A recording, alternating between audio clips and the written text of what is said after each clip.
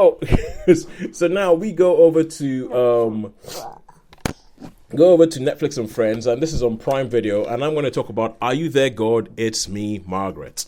Now, this is one of those things where Prime have this very yes, Akuya, everybody can help you, hear you. Prime have this very sort of like helpful thing that they do now, where when you log on to Prime, they tell you what is about to leave Prime, and they tell you this thing is going to leave very soon. And Are You There, God? It's Me, Margaret showed up and saying it was going to leave Prime very soon, and I was like, this is something I wanted to watch for ages, but I've just been lazy. So I got so I got off my butt and decided to watch it. Have you ever read the book, Holly? I haven't. I know of the book. It's a Yeah, classic Judy Bloom. yeah, classic Judy Bloom. I've never read the book, but that's a title I know. I know the title. Are You There, God? It's Me, Margaret. So this film is based around a.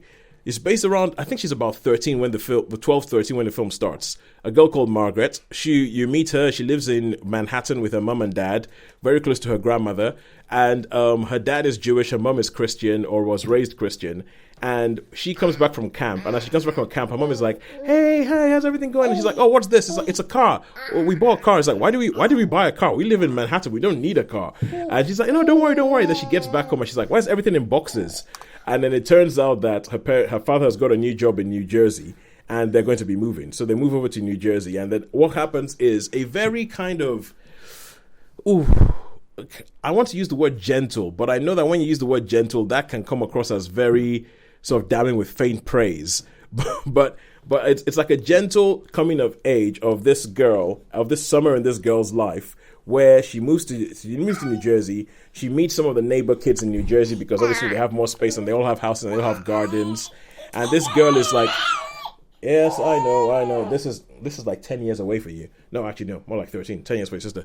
But these girls, they're all kind of like, talking about the usual things about boys. Who's the boy in the class that they all like? Who is the person? What's going to happen? They do the whole we must increase our bust because they get a copy of like one of their dad's Playboys, and they look at it and they go, is that what they're supposed to look like?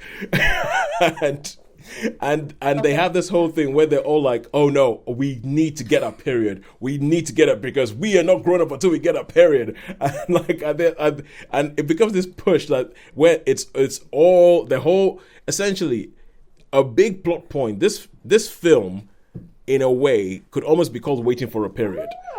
because that's what these girls they're all obsessed about, and it's just about what life as a teenage girl is like at that time. At that time, it's in the 70s, all that kind of stuff, and you have great performances from Kathy Bates as the grandmother, Rachel McAdams as the mum, and there's a question about why because it's called Are You There, God? It's Me, Margaret, because her parents have decided because her dad is Jewish and her mum was raised Christian. They say, look, you don't we're agnostic essentially in this house, and then when you're old enough you can choose what you want to be. And so she decides, I think it's about time that I become something. I decide what I am. And so there's this recurring theme throughout the film where she goes, Are you there, God? It's me, Margaret. And she starts talking almost like a diary. This is what's going on. That's what's going on. Oh God, please help me. Oh my God, I can't believe that she got.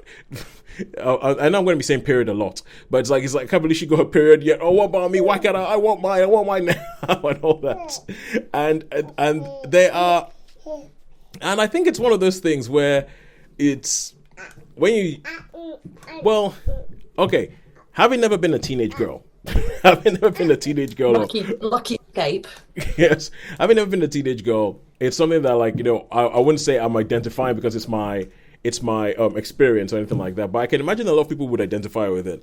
But it's almost like a window in. It's a window in to a world. So it's quite gentle. It's quite I don't feel it's particularly revolutionary, but it's just very, very well made. It's very, very well made. They're great performances that sort of like tell you this is what it's like. This is what they have to think about. These are the things that they worry about. These are things they obsess about, and this is what it leads to. So I thought it was a very, very good film, and I would recommend that you track it down. I would recommend that you track it down on. I'll give it a 4 out of 5. As I say, it's kind of like pretty much a summer in a girl's life. I don't think it's particularly groundbreaking, but I know that for some people I think your mileage may vary because I know some first people they thought it was groundbreaking, but a lot of people who I said saying that were women because I'm guessing that it was something that is scratching an itch that they've had for a long time that just hasn't there hasn't been provision for this in cinema because it's been too much. Usually when you see a coming of age thing, it's about a boy. So yeah, I thought it was really good. 4 stars, great performances, all right, especially from Abby Forston. Can't remember her last name, but she was the kid in the first Ant-Man movie. Yes, and there we go. And so that's it. 4 stars for Are You There, God? It is me, Margaret.